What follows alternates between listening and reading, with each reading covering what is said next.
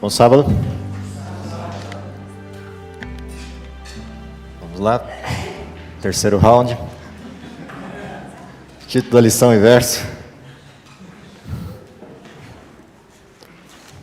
Ídolos da alma e outras lições de Jesus.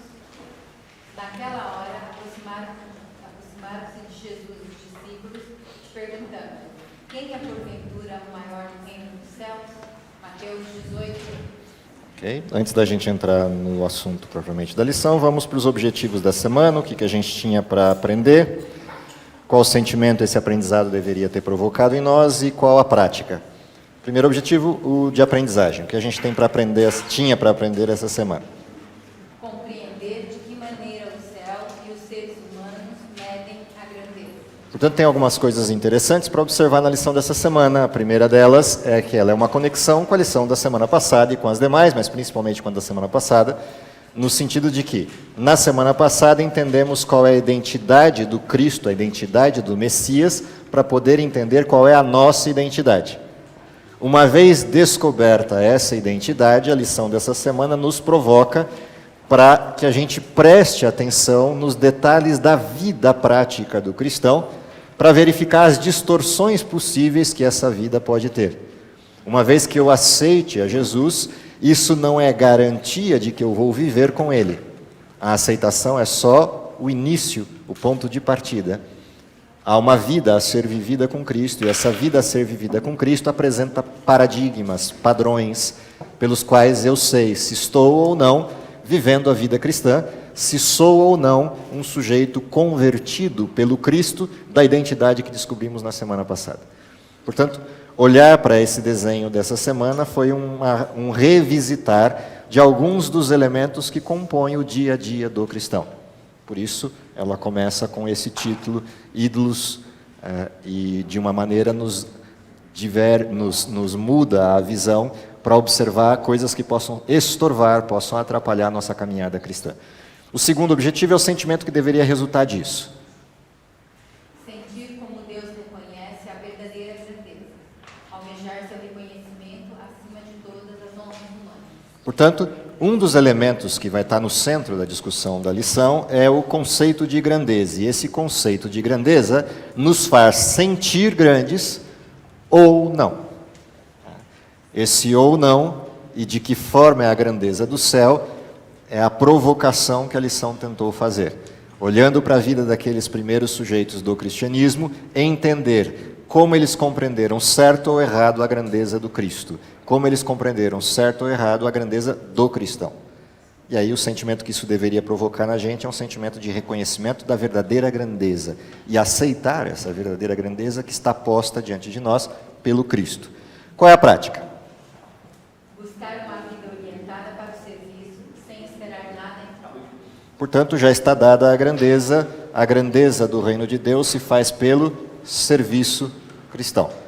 Se quiser entender isso de forma completa, tem um livrinho com esse título, Serviço Cristão, que você pode ler. É um livro curtinho, pequeno, mas que vai ao cerne do que significa essa visão de serviço, essa visão cristã de serviço. Postos os objetivos, vamos para as historinhas. A lição traz algumas historinhas, alguns episódios da vida de Jesus, da vida diária de Jesus, com os seus seguidores, com os seus discípulos, para a gente pensar, para a gente refletir, seja na mensagem, seja nas perguntas, seja nas representações que Cristo fez a eles, para demonstrar a política ou as políticas do seu reino. Parte dessas políticas estão no Sermão da Montanha. A primeira lição, lá no começo do trimestre que a gente viu, as primeiras lições, parte das políticas do reino de Cristo estão lá. E eu dizia naquela época que Jesus não consultou um bom marqueteiro para começar o seu ministério. Começou do avesso, apresentando que o seu ministério tem paradigmas que ninguém gostaria de seguir. A lição de hoje reflete sobre isso outra vez. Apesar de Jesus ter iniciado seu ministério advertindo as pessoas das políticas do seu reino, as pessoas não entenderam. Continuaram acreditando que era um reino, e continuaram acreditando que era um rei e que eles podiam tirar, como se diz hoje, uma casquinha. Essa era a ideia do modelo. Dado que eles pensavam assim, então vem o desenho da lição. Primeira lição, primeiro aprendizado, a grandeza da humildade. Eu vou pedir licença para vocês, porque eu não suporto o calor. E vocês não suportam ar, então a gente precisa entrar num acordo. Eu tiro o terno, é mais prático.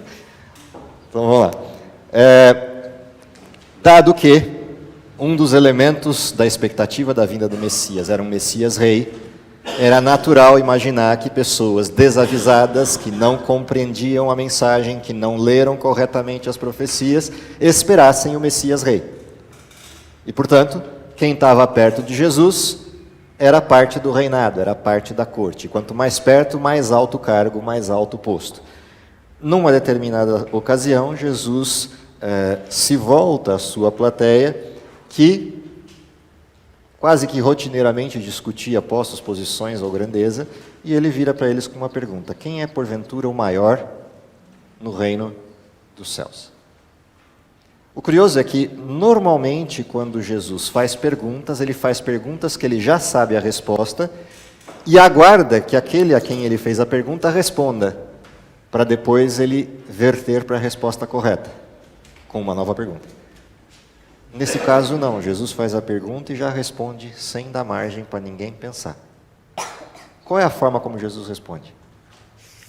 Ele vai lá, busca na plateia uma criança, traz até a frente, mostra a criança para todo mundo e responde o que para a plateia? O maior no reino de Deus é quem? Aquele que se torna como esta criança. E aqui começa um contraste curioso. Como é que eu posso ser grande sendo pequeno? O problema aqui reside no mesmo pedacinho de história que João Batista cambaleou. O que faltou para João Batista naquele exato momento? Fé. A fé deu uma escorregadinha, uma vacilada pequena, por uma incompreensão do que estava acontecendo com o Cristo. Por que Jesus diz que a gente tem que voltar a ser como criança? Porque criança tem fé. Criança acredita no que você disser para ela. Se você disser com pureza de alma, qualquer coisa que você disser, a criança acredita. É essa fé singela, pura, que não questiona, que faz de alguém ser grande no reino do céu, que transforma alguém em grande para o reino do céu. Portanto, a primeira referência interessante que abre a lição, a grandeza da humildade tem a ver com a humildade de ser criança e acreditar. A primeira bem-aventurança. Bem-aventurados os pobres de espírito. Jesus abriu o seu reino assim e agora recupera a mensagem para ver se as pessoas não esqueceram o que ele pregou. E ao resgatar essa mensagem, ao trazer de volta essa mensagem, tem que ser igual a criança, o que ele está trazendo é tudo isso que está no arcabouço da estrutura. Essa estrutura da fé que salva, a estrutura de uma fé transparente, singela, é o primeiro paradigma da vida do cristão. Jesus pautou sua vida inteira pela fé, guiado pelo Espírito, vivendo pela fé da fé. A vida do cristão tem que ser vivida assim. Dado que a vida do cristão é pautada pela fé, ele enxerga o que ninguém vê. Por isso, às vezes, tratam o cristão como sendo alguém alucinado, alguém alienado, fora da realidade, porque ele enxerga aquilo que ninguém vê. Porque fé é isso. É a certeza daquilo que eu espero, é a convicção plena, certa, sem variação, daquilo que eu não vejo. Mas eu lido com isso como se fosse real, como se fosse visível, como se fosse palpável, porque eu vejo. Ninguém está vendo, mas eu vejo. Isso é fé. Esse é o desenho de fé. O próximo texto da lição para essa semana trazia uma outra experiência, ilustrada em dois fenômenos. O primeiro, uma historinha. O segundo, uma interpelação, por causa da historinha. Jesus provoca a sua plateia com uma história a respeito do que eu faço quando alguém pisa no meu calo. Bom, em primeiro lugar, você grita, porque pisar no calo dói. Depois que você gritou, qual é a ordem? Vai e conversa com quem pisou no seu calo e se entende com ele. O texto é curioso porque Jesus diz assim: se ele te ouvir, terá ganho o seu irmão. Ou seja, Jesus está direcionando isso aqui.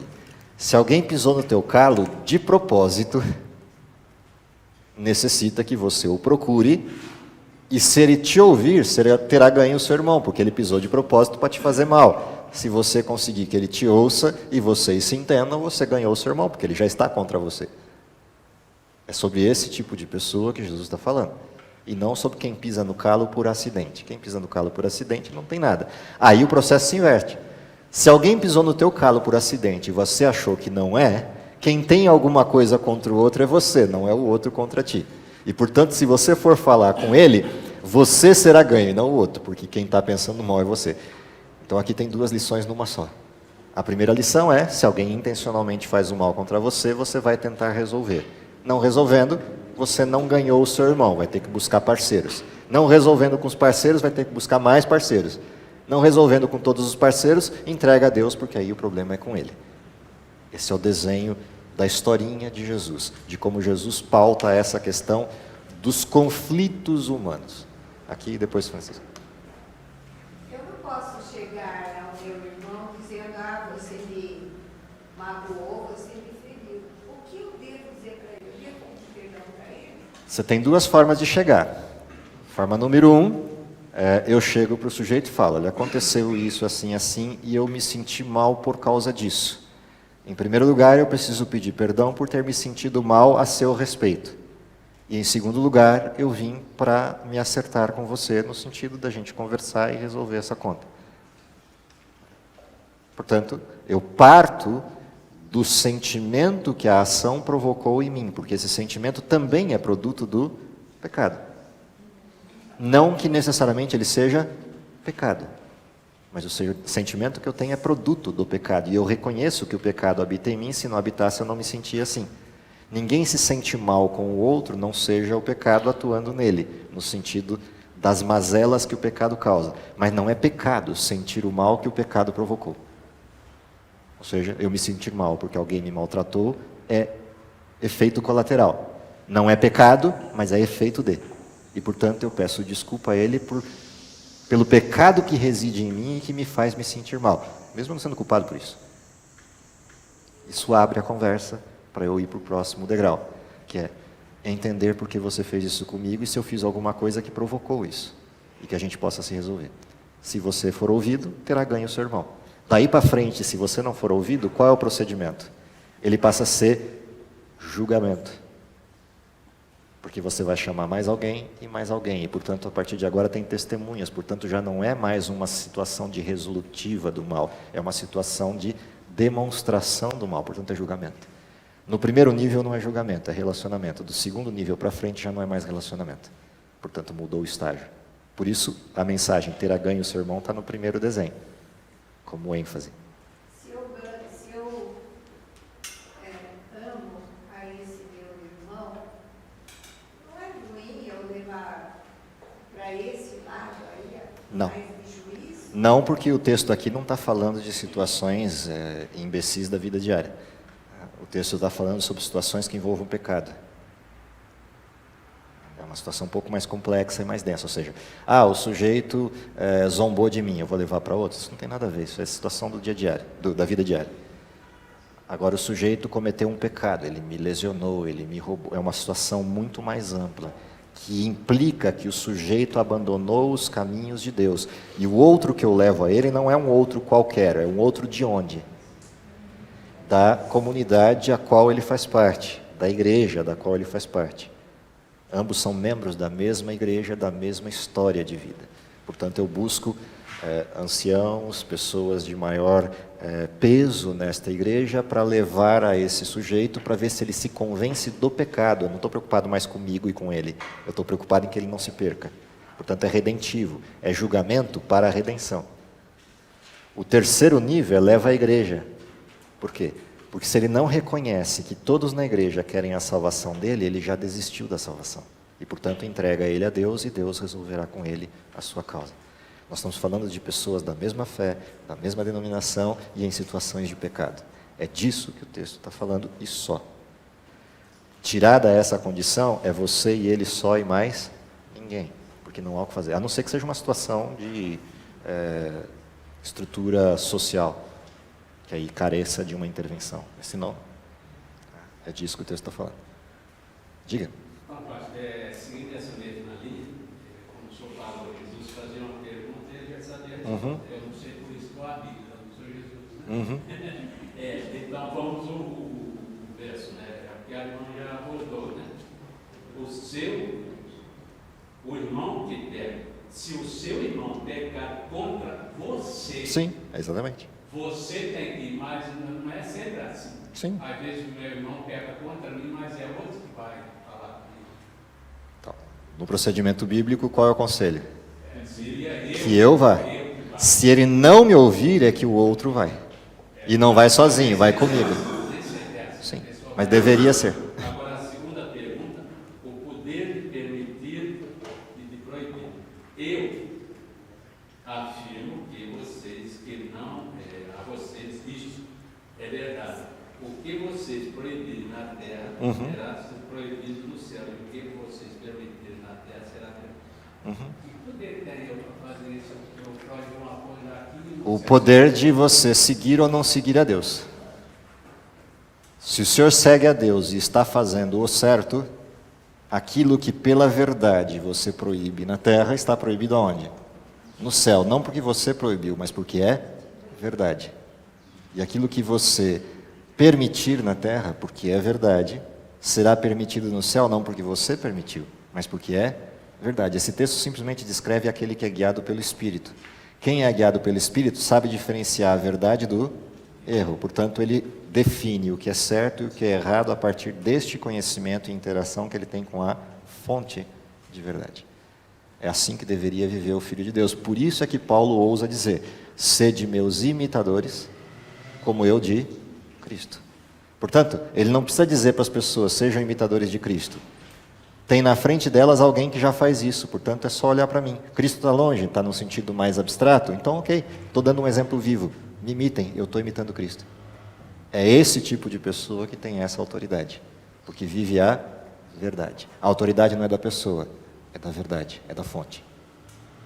Portanto, qual é a verdadeira grandeza?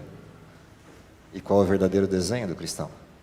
Ele tem uma fé de tal monta como uma criança, a humildade de uma criança e a transparência de uma criança, para ser guiado, conduzido pelo Espírito. E, portanto, aquilo que ele diz é verdade. E aí vem o segundo nível de autoridade, que é ele reconhece a distinção entre o erro e o certo. Dado que ele conhece, ele sabe perdoar, porque ele sabe quão difícil é seguir a verdade. Todo cristão tem a noção plena de quem ele é. Portanto, por ter a convicção de quem ele é, ele tem a percepção de que o perdão é a única saída. Porque o outro é sempre melhor do que eu.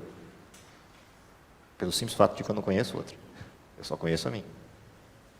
É por isso que Paulo conseguia olhar para ele e dizer: dos pecadores o maior sou eu. O mesmo Paulo que vira para os outros e diz: sede meus imitadores como eu de Cristo. Como o maior dos pecadores pode dizer uma coisa dessa? Simples. O maior dos pecadores se rendeu ao Cristo. A guia do Espírito. Esse é o desenho. Mas a história nunca para aí, né? Sempre tem um Pedro no efeito colateral da história. E aí Pedro procura Jesus e procura com uma perguntinha. Então, aproximando-se Pedro, perguntou: Senhor, até quantas vezes meu irmão pecará contra mim e eu lhe perdoe? Porque Jesus provocou. Se o teu irmão pecar contra você, procura o teu irmão e resolve a conta, porque você terá ganho o seu irmão. E aí, Pedro não tem como ficar quieto, ele diz: até quando? Até quantas vezes, né? Sabe aquela coisa da pergunta que não quer calar? Até que ponto? As pessoas gostam de viver no fio da navalha, né? Então, a pergunta clássica é o até que ponto. Não tem até que ponto. É sim ou não, é preto ou branco, não tem cinza. Então, Pedro vira para Jesus e pergunta: até que ponto? Até onde eu devo suportar o meu irmão desgraçado que não me sai do... Essa é a pergunta de Pedro. Aí Pedro, para ser bonzinho, né, pega a lei judaica 3 vezes, multiplica, né, por 2 e ainda soma 1, para ser perfeito. Então, 7 está bom. 3 a lei manda, 3 eu ponho por minha conta e risco e boto mais uma para ser perfeito. 7 vezes está bom. E aí vem a resposta de Jesus, que nunca quer calar: Pedro, até 70 vezes 7 já está de bom tamanho. Ele exponencia. Oi? Até 70 vezes 7 por dia é brincadeira. E o mesmo pecado. Tá? E o mesmo pecado. Ou seja, Se ele te pisar no mesmo calinho, não é no segundo calo, é no primeiro. Se ele te pisar no primeiro calinho 490 vezes, na 491 você já não precisa perdoar mais. Mas até 490 você aguenta aí e vai resolvendo a conta. Diga.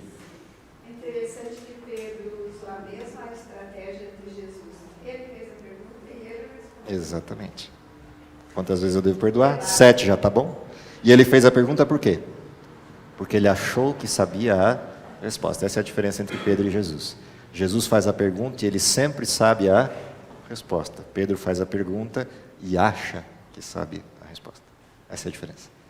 Portanto, o outro paradigma do reino de Deus, ou da forma como o reino de Deus se processa, é a grandeza do perdão, a capacidade de eu perdoar.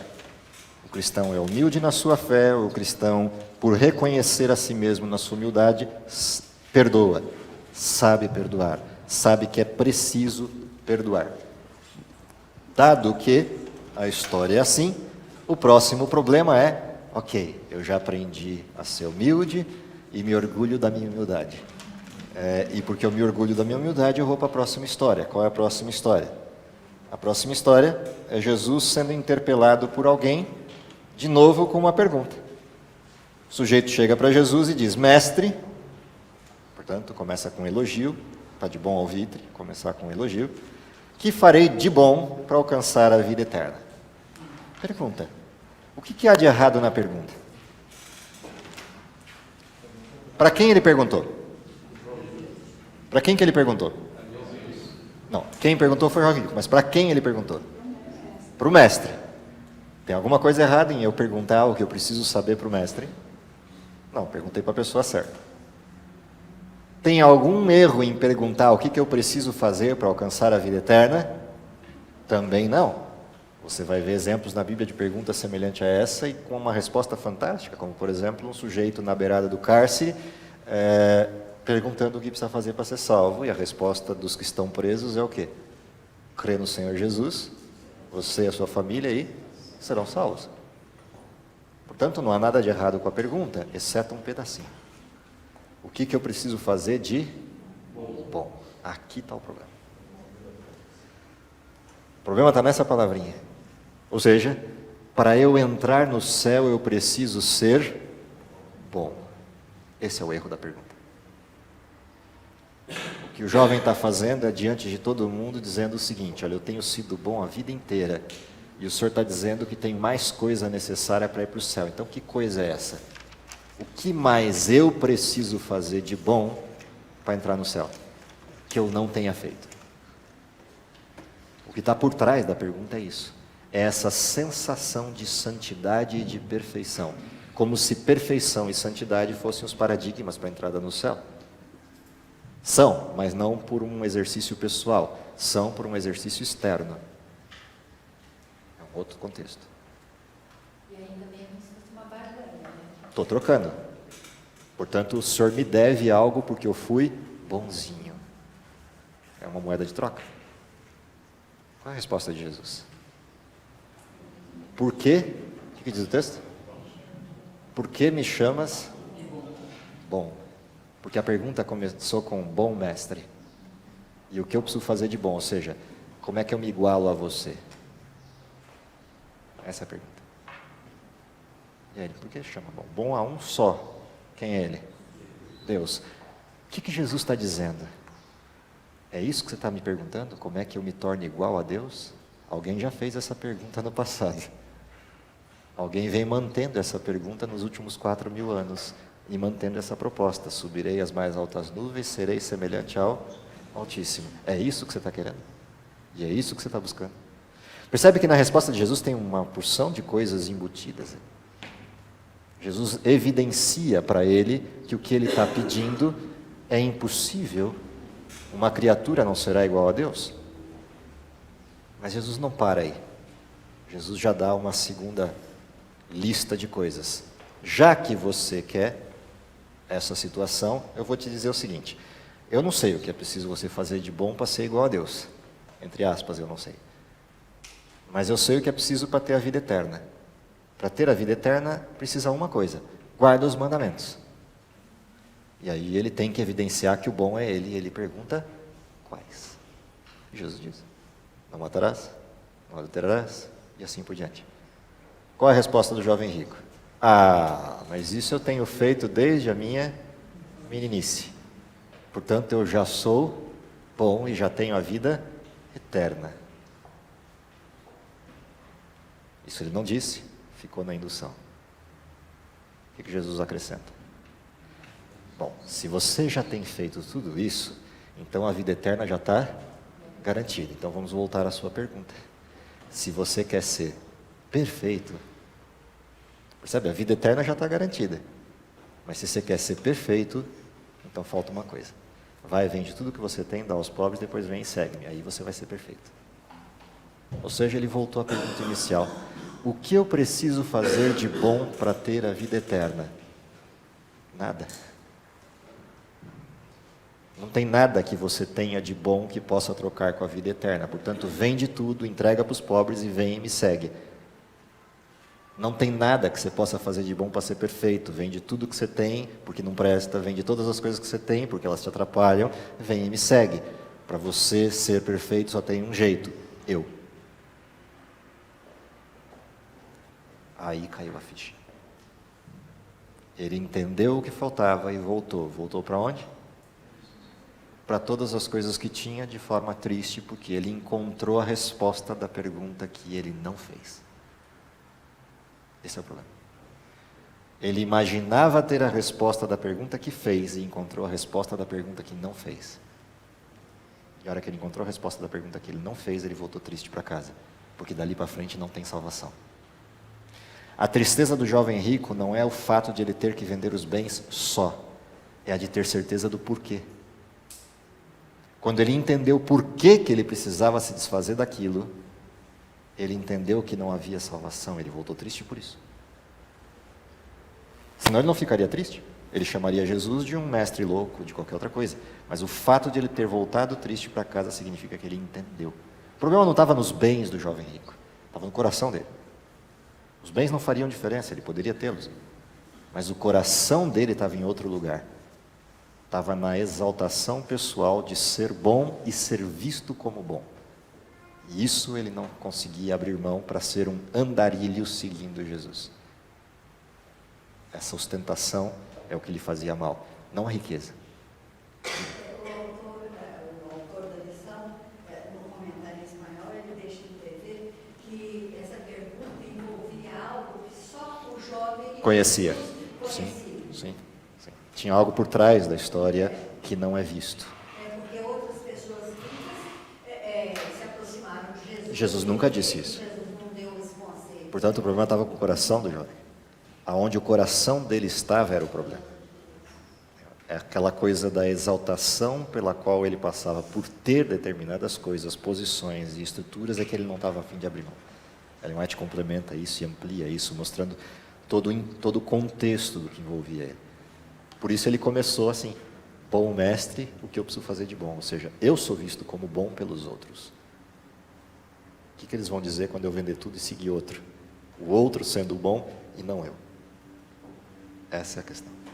Portanto, há algo aí atrás que ficou velado e Jesus não desmascarou, mas ele sabia. Voltou triste para casa, porque ele escutou a resposta e entendeu a resposta. Para onde vai a lição? Próxima parte, próximo estudo, próxima historinha.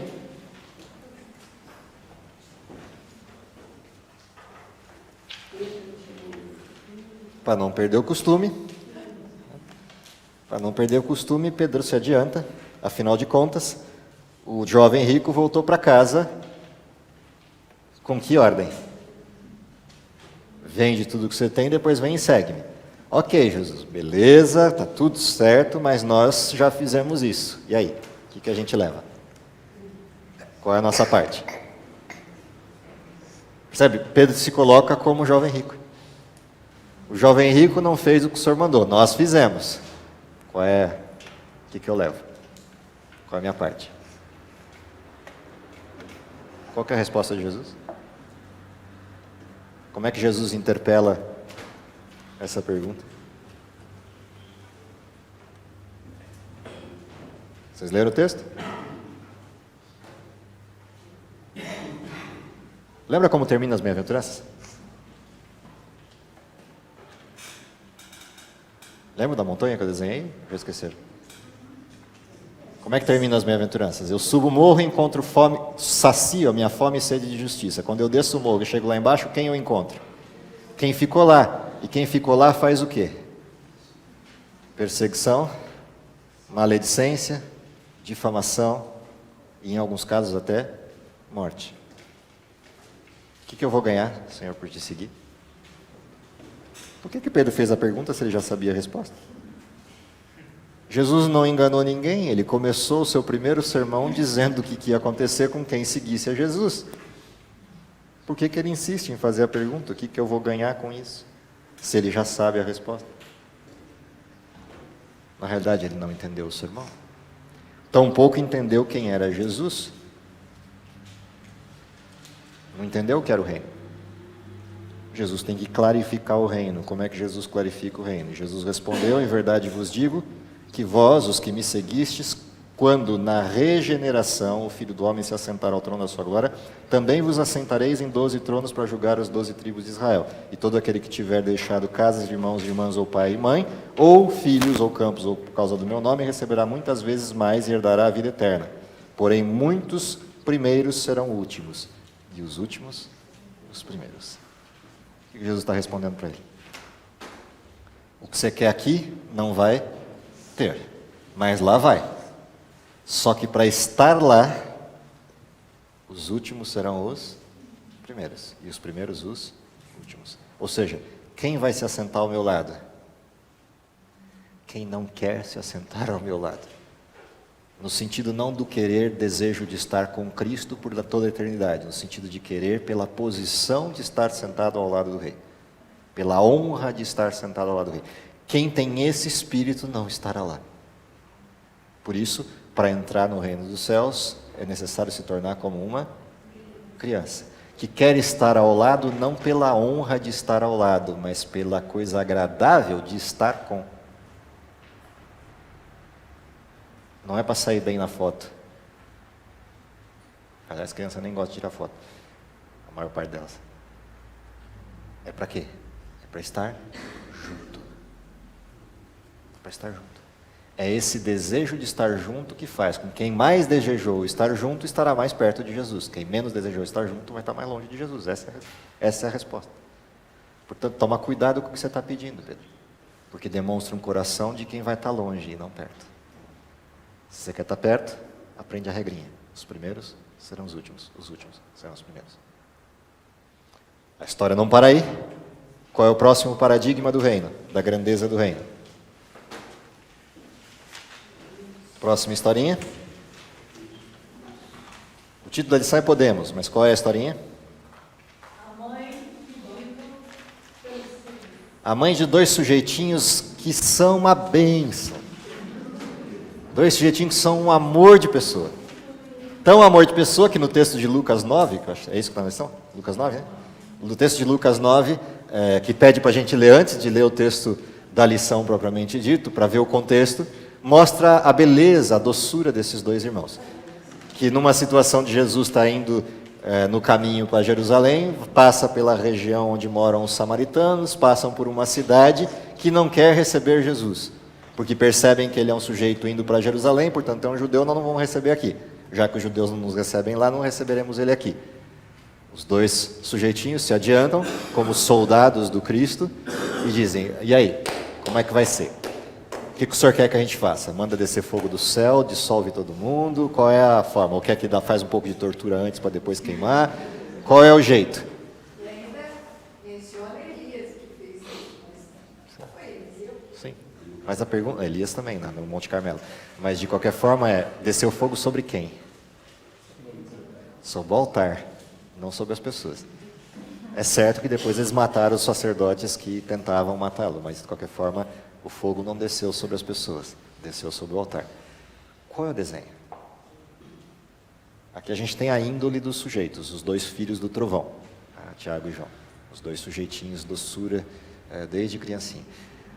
Esses dois sujeitos não vão falar com Jesus. Afinal de contas, são mais novos, fim da cadeia, rabo da curva, Pedro é mais velho, já foi, se adiantou e tomou uma resposta meio atravessada. Quem vai lá? O coitadinho da mamãe tem a mamãe para intervir, que vai lá perguntar para Jesus, na realidade dizer para Jesus o que Jesus tem que fazer. Ó, eles estão te seguindo, estou perdendo eles de casa, tal, mas assim, lembra lá, né? Um na direita, outro na esquerda. Qual a resposta de Jesus para ela e para eles? E para todos os outros? Porque os outros começaram a fazer o quê? Brigar entre eles, porque ela foi e se adiantou. Ué, ela está querendo passar a perna na gente, eles estão querendo passar a perna na gente, e começa aquela briga entre eles, e Jesus diz o que para eles? Olha, eu tenho uma coisa para vocês, assim, tem algo que eu posso fazer e tem algo que eu não posso fazer. Qual que você quer primeiro? O que eu não posso fazer? Eu não posso dizer quem vai sentar à minha direita ou à minha esquerda, isso é com meu pai, ele é que vai resolver. Mas o que eu posso fazer, isso eu já vou conceder para vocês, não precisa nem pedir. Vocês vão padecer pelas mesmas coisas que eu padecerei. Isso eu posso dar. Se vocês querem me seguir, isso eu garanto. Vocês vão sofrer as mesmas coisas que eu vou sofrer. Isso eu posso partilhar. Sentar à direita ou à esquerda, isso vocês resolvem com meu pai depois. De novo, Jesus volta à origem de tudo, em todos os modelos do seu sermão inicial.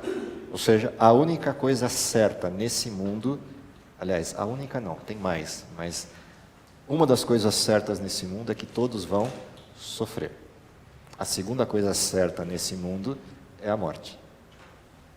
São paradigmas dos quais a gente não se livra, exceto a última geração viva no mundo. Todas as demais não conseguem se livrar desse paradigma. Morrer e sofrer. É parte do desenho. Bom, se é parte do desenho, qual é a ideia do desenho? É um Deus masoquista, um Deus sádico, querendo que nós aprendamos a ser masoquistas, sofrendo o tempo inteiro? Não, não é isso. O que Deus me alerta é que o mundo está sob outra orientação, sob outro paradigma. E esse paradigma é o paradigma que rege o mundo, o mal. O mundo é de Deus, mas está sob o domínio de Satanás. Ou pelo menos ele acha que é o sujeito que domina o mundo. Dado que todo sujeito que vive no mundo e segue Deus é peixe fora d'água. Portanto, vai sofrer. Está no radar. Você encontrou alguém e você vive fora do paradigma, você está fora do ambiente. Vai ser perseguido, vai ser difamado, vai ser chamado de tonto, vai ser chamado de alienado, vai ser chamado de louco. Isso é parte do desenho. Como também estamos no mundo de pecado, o pecado está em nós, então não há como evitar o sofrimento do pecado que habita na gente. A gente está degenerando. Do dia em que nasceu para o dia em que morrer, a gente só degenera. Não tem evolução. A única certeza a partir do momento que nasce é que a gente começa a envelhecer, é decurso de prazo. Quanto tempo vai demorar entre isso e o fim é só uma questão de tempo. Esse é o desenho humano, não tem como fugir dele. E não é o desenho de Deus, é o desenho do pecado. Portanto, quando Jesus é transparente sobre o que acontece com o ser humano, não é porque ele quer um cristão masoquista, ele quer um cristão consciente de que não há nada nesse mundo que vale a pena. A vida do cristão é pés na terra, olhos no céu. Não tem nada nesse mundo que nos vale a pena e por isso os pés estão na terra, para eu ter certeza disso. Para não querer isso. E os olhos no céu, para eu ter certeza do que vem. Por isso a resposta de Jesus para Pedro foi: lá vocês vão ter os 12 tronos, lá os que me seguiram vão se assentar comigo, lá as coisas vão ser perfeitas, aqui não. Portanto, Deus quer sujeitos realistas, conscientes do mundo em que vivem e não sujeitos que vivem a fantasia de que o mundo pode ser bom. O mundo não será bom.